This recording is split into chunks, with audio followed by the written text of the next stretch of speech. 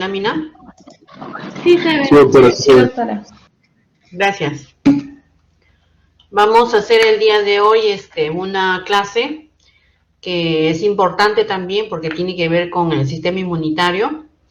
No es la parte solamente fisiológica, sino también vamos a ver cómo algunos microorganismos van a interactuar con el sistema inmunitario y también algunos trastornos, alteraciones por déficit o por aumento de la función del sistema inmunitario. Vamos a recordar nada más la inmunidad innata. Ustedes saben que la inmunidad innata es una inmunidad que actúa rápidamente frente a una noxa, ¿no? Que hay células que tienen que ver con esta inmunidad, como el macrófago, el neutrófilo, las células natural killer, que también está constituido por proteínas como las proteínas del complemento, las proteínas también de los factores de coagulación, y no nos olvidemos también de la piel y las secreciones con sustancias enzimáticas o químicas, ¿no? Que impiden también la penetración de sustancias como microorganismos o noxas, ¿no? Entonces esta inmunidad innata es importante, funciona rápidamente, no tiene memoria y actúa en los primeros momentos de una infección, ¿no? Dentro de la inmunidad innata también se encuentra la inflamación. Dentro de la inflamación está las células que producen y los mediadores inflamatorios que van a llevar las células formes hacia los sitios de la lesión, ¿no? Produciendo vasodilatación, un aumento de la permeabilidad vascular, etcétera, para contribuir a poder controlar un proceso infeccioso. También dentro de la inmunidad innata están las funciones que tiene el macrófago, ¿no? No solamente de fagocitosis, sino de lisis, por todos los mecanismos que tiene el macrófago, como la disminución del pH, como el señalamiento de la muerte celular, como también las lisosimas, ¿no? Etcétera.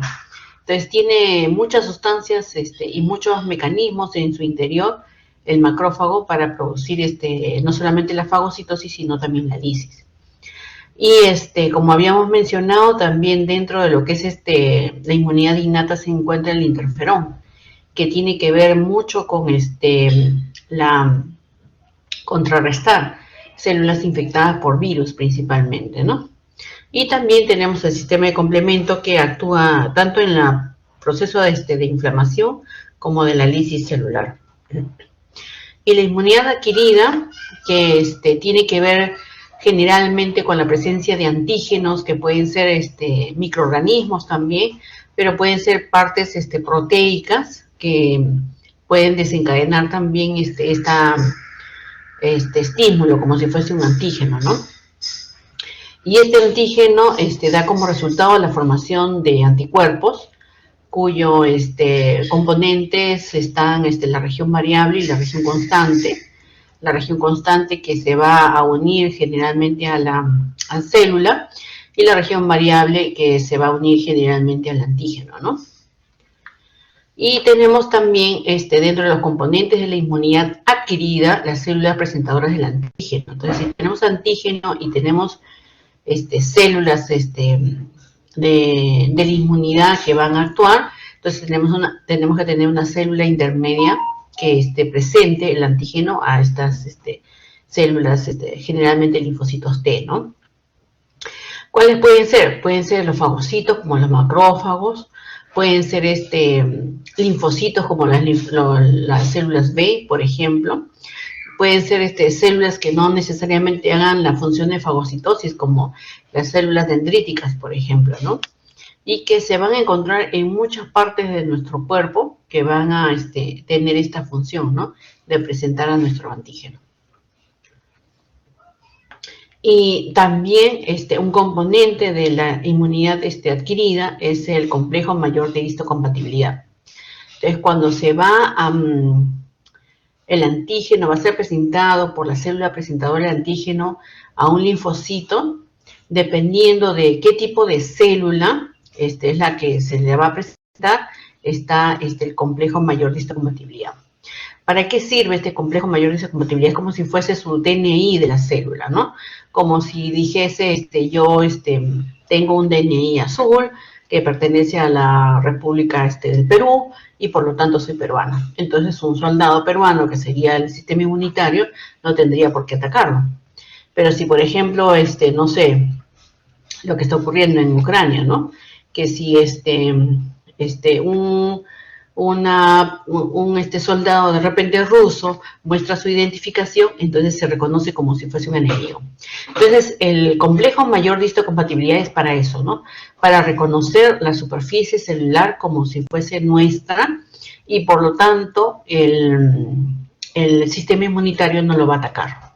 Tenemos dos complejos mayores de histocompatibilidad, uno que se llama clase 1 y el otro que se llama clase 2. Generalmente el clase 1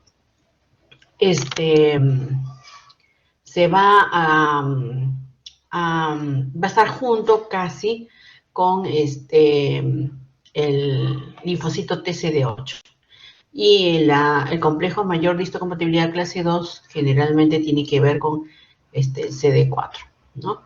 Generalmente estos complejos mayor de histocompatibilidad, como les dije, que identifican a las células, el de clase 1 generalmente están en todas las células de nuestro cuerpo y el de clase 2 generalmente están en las células que tienen que ver con la inmunidad, ¿ya?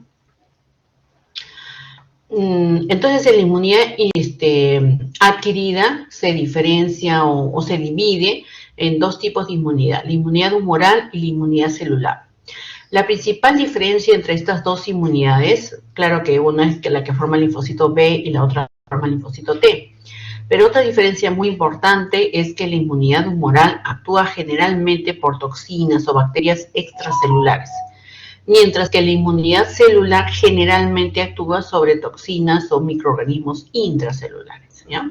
Esa es una gran diferencia. Entonces, la inmunidad humoral lo que hace pues es producir linfocitos B y generalmente anticuerpos a través del linfocito B, ¿no? Y la inmunidad celular, a través del complejo mayor de histocompatibilidad que ya les había mencionado, puede producir varios tipos de linfocitos diferenciados. Podemos producir, por ejemplo, el CD4 o células T helper, que son las ayudadoras a producir la muerte o lisis de un microorganismo. Es decir, directamente no lo mata, pero ayuda, ¿no? Como su nombre lo dice. Tenemos el CD8, que ese es el que va a producir, como su nombre lo dice, es célula citotóxica, y entonces va a producir la muerte directamente de células o microorganismos. Y también tenemos otras células T, las T supresoras, ¿no? Que hacen que estas actúen correctamente y no en forma muy agresiva, ¿no? Es importante notar de que las CD4, como les dije, eran ayudadoras, necesitan convertirse, modificarse, madurar en otros tipos de linfocito T para que actúe ya más directamente. Y entonces se convierten en los linfocitos T helper 1 y los linfocitos T helper 2. La principal diferencia entre estos dos linfocitos T helper es que el linfocito T helper 2, aparte de utilizar a la interleuquina 4, a la interleuquina 5 y a la interleuquina 13, ¿no? Muy aparte de eso, tiene que ver con la producción, por ejemplo, de enfermedades que tengan que ver con la hipersensibilidad, las alergias. Tiene que ver también con enfermedades que son producidas por hongos, ¿no? Por ejemplo, actinomicosis, por ejemplo, histoplasmosis, por ejemplo, paragonimiasis, ¿no? Y también tiene que ver con parásitos, ¿no? Con parásitos, ¿no? Entonces, si un paciente tiene estrongiloides, probablemente su sistema inmunológico se desarrolle y vaya a progresar y vaya a madurar hasta que forme el linfocito TH2 para poder combatir este parásito, ¿no? O si fuese un hongo o si fuese una alergia, ¿no? Generalmente vamos a encontrar el TH2.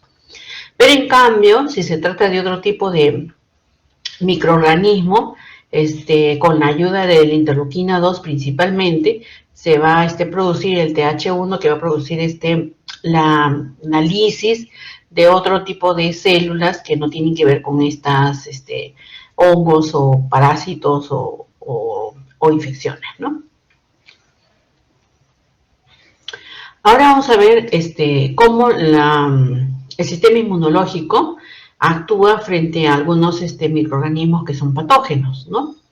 Por ejemplo, contra la infección viral. Contra la infección viral, generalmente las células que van a iniciar combate precoz, ¿no? Generalmente son las células natural killer, que no necesitan otro componente más para producir la lisis de la bacteria junto con la célula, ¿no? Otra forma es también a través de la producción del linfocito B y con anticuerpos. Sin embargo, no produce una lisis completa de microorganismos, sino lo disminuye este proceso patológico, ¿no?, que tiene el virus, pero no lo destruye netamente, ¿no? Entonces, miren, acá se forma el linfocito B, se forma el anticuerpo va contra el virus y lo neutraliza, pero no lo mata, ¿no? Otra forma es que se active el linfocito TCD8, como les dije, el TCD8, que es un linfocito T que tiene que ver con la lisis, ¿no?, de las células, porque se llama TC citotóxico. Son eficaces en reconocer estos péptidos antigénicos del virus, ¿no?, y pueden producir la lisis de la célula, ¿no?, a través de, como les dije, el CD8. Y finalmente tenemos el interferón. ¿Se acuerdan que les hablé también del interferón gamma? Que también va a intervenir con la disminución de la síntesis de proteínas virales y degradan al RNA viral.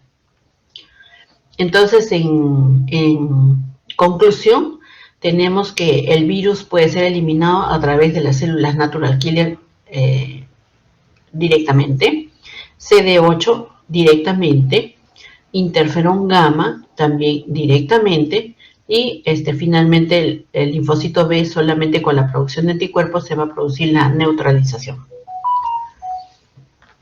¿Qué pasa si la bacteria o el microorganismo es extracelular? Entonces, por ejemplo, como una bacteria gram negativa que ya habíamos mencionado anteriormente en una clase pasada, el lipopolisacárido que va a ir al macrófago a través de un complejo formado por la proteína de la fase aguda y el CD14, y va a ir a un receptor que generalmente es el receptor TLR4 y va a producir interleuquinas, ¿no? La 1, que generalmente va a producir una activación vascular, linfocitos, y también va a producir la fiebre, ¿no? El factor de necrosis tumoral alfa, que va a producir también una activación a nivel del endotelio, aumento de la permeabilidad, y también igualito, ¿no?, fiebre y activación de metabolitos. La interleuquina 6, que va a producir también anticuerpos y fiebre, y también la fase aguda de la inflamación. La interleuquina 8, que generalmente es el quimiotáctico del neutrófilo. Y la interleuquina 12, que hemos visto que produce la diferenciación de las células natural killer y de los linfocitos TH1.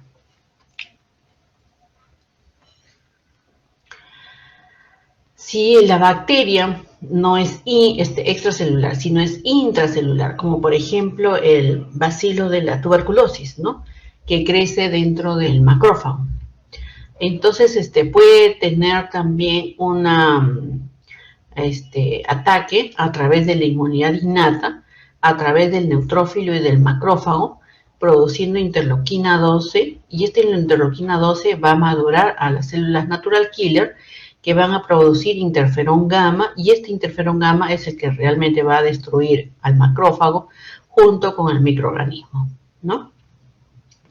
O en el caso del CD8, el CD8 que va a actuar directamente sobre la célula que tiene a la bacteria intracelular. Entonces, en general, vamos a necesitar a las células natural killer, vamos a utilizar también al interferón gamma, ¿no?, Y en la inmunidad adquirida vamos a utilizar tanto al CD8 como al CD4 con el linfocito TH1 y TH2, ¿no? Y si se trata de un parásito, ¿no? También tenemos una respuesta innata y también tenemos una respuesta adquirida. La respuesta innata depende del tipo del parásito para que se produzca una fagocitosis y también una activación del complemento y la lisis del parásito, o también la producción de anticuerpos contra un gusano, por ejemplo, ¿no? Pero también, aparte de la inmunidad innata, también hay inmunidad adaptativa, y esta inmunidad adaptativa, como les dije anteriormente, tiene que ver mucho con el TH2, ¿no? Yo les había mencionado que el TH2 tiene que ver con hongos, con parásitos y con una enfermedad de tipo alérgica, ¿no? Y si el parásito es intracelular, pues definitivamente tiene que ser a través de la inmunidad de tipo celular, ¿no? A través del TH1. Entonces acá vemos cómo el parásito ingresa a la célula, ¿no? Y entonces va a producirse la presentación del antígeno, la célula presentadora del antígeno, se va a ir el linfocito T, y el linfocito T se va a madurar, el linfocito TH1 y el linfocito TH2, y el TH2 a través de las interleuquinas va a producir ¿cómo se llama? La lisis, ¿no? Sin embargo, si yo encontrara un aumento de interleuquina 10, por ejemplo, que es una interleuquina antiinflamatoria, entonces va a anular la acción del linfocito TH2 y va a haber una sobreproducción de los parásitos. Y entonces, si es que más bien no hay un aumento de la interleuquina 10, que es una interleuquina antiinflamatoria, y más bien hay citoquinas proinflamatorias, entonces se va a producir la activación del macrófago, va a producir citoquinas proinflamatorias, dentro de ellas también el óxido nítrico, radicales libres y la eliminación del parásito. Como les dije, la inmunidad también puede estar alterada, ¿no? Puede ser, por ejemplo, que la inmunidad está disminuida y ocurren las inmunodeficiencias, que pueden ser primarias, es decir, uno puede nacer con esto, o pueden ser secundarias y adquirirse durante la vida, como por ejemplo el VIH. O puede ser que la respuesta de la inmunidad sea excesivamente aumentada, ¿no? Y hablamos de hipersensibilidad. Y puede destruir algunas células, como por ejemplo los glóbulos rojos y producir hemólisis, o por ejemplo trasplante de algunos órganos, o alergia, ¿no? O inflamaciones. Pero también puede ser que su respuesta sea anómala, ¿no? Puede ser que de repente, como la inmunidad tiene que reconocer lo propio de lo ajeno, más bien no reconoce lo propio, ¿no? Entonces, al no reconocer lo propio, nuestras células propias las destruye y se genera la autoinmunidad, que puede ser para varios órganos, como por ejemplo el lupus eritematoso sistémico, o puede ser para algunos órganos específicos, como por ejemplo la tiroiditis de Hashimoto, o por ejemplo la artritis, ¿no? Que específicamente va a atacar a ciertos órganos. Entonces, esta alteración del sistema inmunitario puede ser inespecífico, es decir, actuar, por ejemplo, sobre monocitos, macrófagos, complemento, o puede ser específico sobre, por ejemplo, el linfocito T, el linfocito B. Y como les dije, puede ser adquirido o congénito, ¿no? Entonces vamos a ver primero la inmunodeficiencia. Les había mencionado que esta inmunodeficiencia puede ser adquirida o puede ser congénita. En este caso estamos viendo una congénita, un síndrome que se llama síndrome de DiGeorge, donde va a nacer este niño sin timo y por lo tanto no va a producir células que tienen que ver con la formación del linfocito B y T. Y por lo tanto se produce una enfermedad que se llama amaglobulinemia ligada a X, ¿no?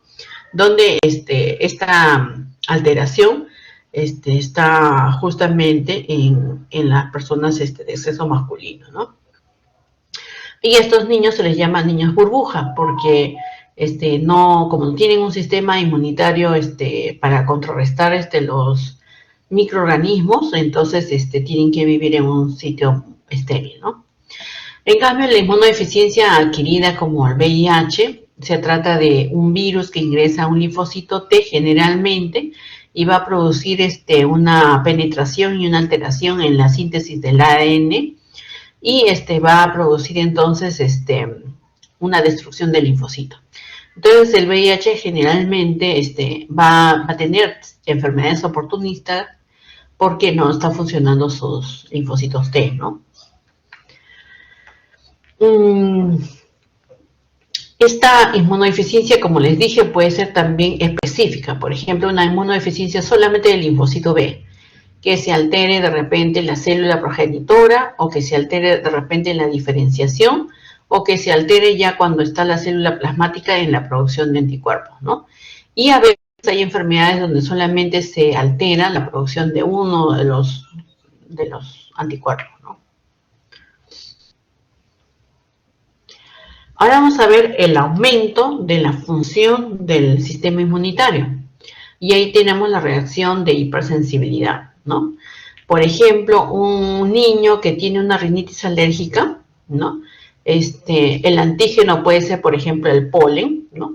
El polen va a ser presentado por una célula presentadora del antígeno al linfocito T, y el linfocito T se va a diferenciar en CD4, y el CD4 se va a diferenciar en TH2, como hemos dicho, alergia o parásito, TH2, y el TH2 a través de la interleuquina 4 e interleuquina 13 va a activar al linfocito B, y el linfocito B va a producir a través de las interleuquinas 4 y 13 también anticuerpos. Y el anticuerpo que se va a producir generalmente es la inmunoglobulina E. La inmunoglobulina E que va a producir una degranulación del mastocito que va a soltar mediadores de la inflamación, como por ejemplo histamina, ¿no? Principalmente. Puede producir también la liberación de prostaglandinas, leucotrienos, etcétera. Pero histamina es un ejemplo muy típico. Pero no solamente eso hace, ¿no? Sino el TH2 a través de la interleuquina 13 y la interleuquina 5, que es un gran productor y atrayente quimiotáctico del eosinófilo, va a producir este incremento de la síntesis y de la salida de la médula ósea de los eosinófilos hacia el sitio de la lesión, ¿no? Entonces es así como se produce la reacción de hipersensibilidad, por ejemplo, de tipo 1. Tenemos tipos de reacciones de hipersensibilidad con la formación de anticuerpos citotóxicos, como el CD8, ¿no? Donde tenemos acá la célula diana, y la célula diana tiene el antígeno, y entonces se va a formar los anticuerpos, y una vez que forman los anticuerpos, a través de las células natural killer, se produce la destrucción de la célula. También tenemos reacción de hipersensibilidad de tipo 2 dependiente del complemento. Tenemos el antígeno, el anticuerpo, ¿no? La célula con el antígeno, tenemos el anticuerpo, se une el antígeno con el anticuerpo y produce la activación del complemento. Ustedes saben que hay una vía del sistema del complemento que es la que se activa justamente con la unión del antígeno al anticuerpo. Y se va a producir una respuesta inflamatoria y finalmente una respuesta de lisis también, ¿no? Una respuesta de lisis. Como por ejemplo la tiroiditis de Hashimoto que les había mencionado, la diabetes juvenil que va a ir contra el páncreas, por ejemplo. Tenemos otra reacción de hipersensibilidad con antígenos que están libres, ¿no? Acá tenemos el antígeno, antígeno que se une al anticuerpo y que se va a unir posteriormente hacia la membrana basal, ¿no? Que puede ser en diferentes órganos y que también va a producir la activación del complemento y la respuesta inflamatoria, ¿no? Como por ejemplo en la artritis reumatoidea, en el lupus eritematoso. Y finalmente tenemos la reacción de hipersensibilidad retardada de tipo 4. Esta es una reacción muy frecuente en lo que es, por ejemplo, el bacilo de la tuberculosis, ¿no? El bacilo de la tuberculosis produce destrucción del pulmón, no porque el bacilo produzca destrucción del pulmón, sino porque se produce una respuesta inflamatoria a nivel del pulmón y que finalmente destruye el pulmón, ¿no? Entonces acá tenemos, por ejemplo, fuese la célula, las paredes del micobacterio como un antígeno, y entonces se presenta a través de la célula presentadora del antígeno y va al linfocito. Para que vaya al linfocito y actúe y lo diferencia el linfocito T, no se olviden de que necesita la interleuquina 12, ¿no? Y entonces esta interleuquina 12 lo que va a hacer es diferenciar el linfocito T y producir mediadores de la inflamación y citoquinas proinflamatorias. Dentro de ellas está el factor de necrosis tumoral. Y ustedes saben que el factor de necrosis tumoral, que es el máster de todas las citoquinas proinflamatorias, además tiene la propiedad de producir disminución de peso, adelgazamiento, emaciación, palidez, anemia, etcétera, ¿no? Todo lo que produce en forma sistémica ¿cómo se llama? Una enfermedad. Y entonces, más o menos por eso es que uno también puede explicar por qué un paciente con tuberculosis baja tanto de peso, ¿no? Y además se produce también el interferón gamma. El interferón gamma que va a producir la maduración y activación de los monocitos, de fibroblastos, linfocitos. Y miren, se puede producir entonces una célula epitelioide que es el granuloma de la tuberculosis, ¿no? Este granuloma después se licúa y se forma acá un casio y después se abre y se bota por el bronquio, el casio, y entonces se forma una cavidad, ¿no? Eso es cuando el paciente, por ejemplo, que tiene tuberculosis, tiene su sistema inmunitario bien y entonces va a producir una reacción de hipersensibilidad. Pero, por ejemplo, si este paciente fuese un paciente VIH, que su CD4 esté mal y su CD8 también esté mal, está disminuido, no se va a formar este casio. Entonces no se va a formar cavidades. Entonces yo voy a tomarle una placa a pesar de que tiene tuberculosis y la placa casi va a estar normal. ¿Por qué? Porque no hace esta reacción de hipersensibilidad, ¿no? Y la otra forma de que no funcione bien el sistema inmunitario es la autoinmunidad. O sea, que no reconozca lo nuestro como nuestro, sino lo reconozca como algo ajeno, ¿no? Y entonces, al reconocerlo como algo ajeno, va a producir señales de destrucción y entonces se va a producir una inflamación y destrucción pues del órgano, ¿no? Esta autoinmunidad puede ser sistémica, es decir, puede ser generalizada, como la artritis reumatoidea, el síndrome de Sjögren, el lupus, ¿no? Puede ser que solamente actúe a nivel de los glóbulos rojos, como la anemia hemolítica, o puede ser que sea a través de órganos específicos, ¿no? Como ya habíamos dicho, la tiroiditis de Hashimoto, la diabetes, la miastenia gravis, por ejemplo. Entonces, ¿por qué se produce eso? Porque hay una tolerancia central y periférica. Yo les había mencionado de que se encuentra el linfocito T, se puede diferenciar el linfocito T ayudador, el linfocito T citotóxico y el linfocito T que es el supresor, ¿no? Entonces, cuando nosotros tenemos un linfocito que está a nivel de la médula ósea recién formándose, un linfocito precursor, y después se forma un linfocito inmaduro, este linfocito inmaduro puede reconocer el antígeno propio como si fuese algo ajeno, ¿no?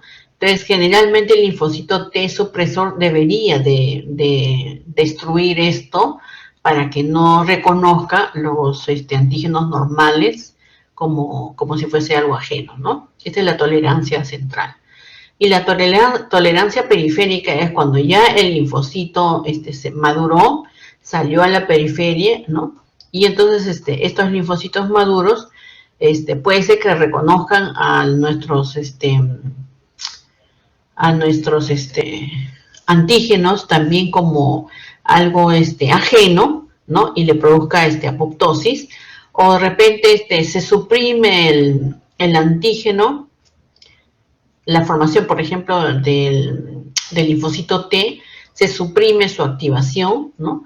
O puede ser que el linfocito T realmente no funcione con nada, ¿no? O sea, nada lo active y se produzca la alergia, ¿no? Entonces, cualquiera de estas circunstancias pueden hacer de que el linfocito T no reconozca lo propio como lo ajeno y finalmente también lo acepta el ajeno como algo propio, ¿no?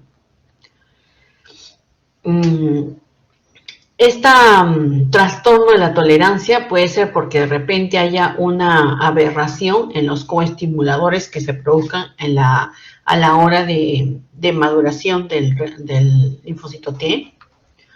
O puede ser que de repente sean anormalidades ya del linfocito, pueden ser que sean factores genéticos, puede ser que de repente las infecciones tienen algo que ver, ¿no? Hay una enfermedad que es el Guillain-Barré que hemos visto de repente hace unos años, donde una enfermedad intestinal, ¿no? Una diarrea, descubre algunos estructuras del intestino que están por dentro de las serosas, ¿no? Y lo que reconoce nuestra inmunidad es lo que está en la superficie. Si es que el intestino está indemne, lo reconoce como no propio, ¿no? Pero si el intestino se altera y hay una disrupción de su serosa, entonces se van a exponer algunos componentes proteicos de dentro de la serosa del intestino.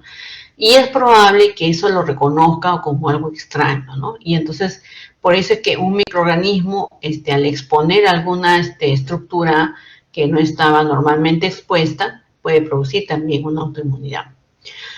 Se dice que también los factores hormonales tienen algo que ver en esta autoinmunidad. Por ejemplo, hay ciertas enfermedades que generalmente se producen más en las mujeres, ¿no? Como el lupus eritematoso, la artritis reumatoidea, por ejemplo, ¿no? Y hay fallas en la tolerancia inducida por infección. Eso es lo que yo les estoy mencionando del intestino, ¿no? El lipopolisacárido puede activar linfocitos B contra el antígeno propio. Acá tenemos el borde normal de la mucosa, viene una infección, hay una disrupción y los componentes que se encontraban dentro de la pared de la mucosa intestinal son expuestos y contra eso se van a formar los antígenos, ¿no? Y el antígeno va a ser presentado por una célula presentadora del antígeno a las células T que van a producir entonces una activación.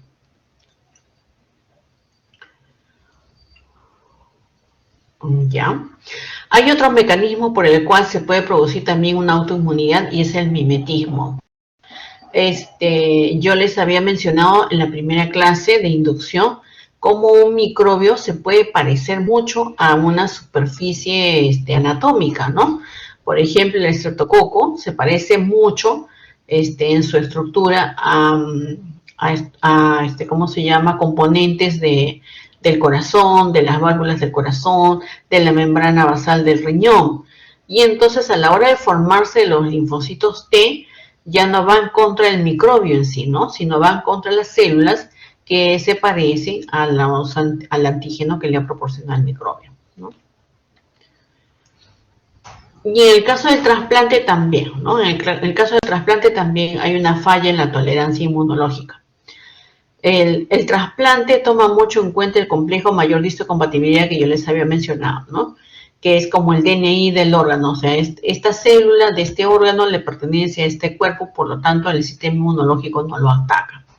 Les había mencionado que el complejo mayor de histocompatibilidad 1 se encuentra en todas las células y el complejo mayor de histocompatibilidad 2 se encuentra generalmente en las células inmunitarias, ¿no? Entonces, si yo tengo un riñón, el riñón se comporta como un antígeno y entonces es presentado por la célula dendrítica al sistema inmunológico, ¿no? Entonces, el sistema inmunológico a través del CD4 o a través del CD8, formando anticuerpos a través del linfocito B, también puede producir una destrucción del riñón, ¿no? Por lo tanto, un paciente que tiene un órgano que no es suyo, va a tener que utilizar medicamentos inmunosupresores que disminuyan la producción de CD4, de CD8 y del linfocito B. Muy bien. ¿Alguna pregunta? Ok. Ya les puse a clase también. Sí, dígame. Doctora, me pregunta, en la espondilitis anquilosante, que es una enfermedad autoinmune, ¿a qué nivel del cuerpo se produce este daño al mismo? ¿A nivel de las articulaciones? Probablemente sí, pero las articulaciones que son de la columna vertebral, ¿no? Principalmente ahí. ¿Y con qué pruebas se sabe, o sea, se diagnostica eso? ¿O cómo sabes que una persona tiene ese?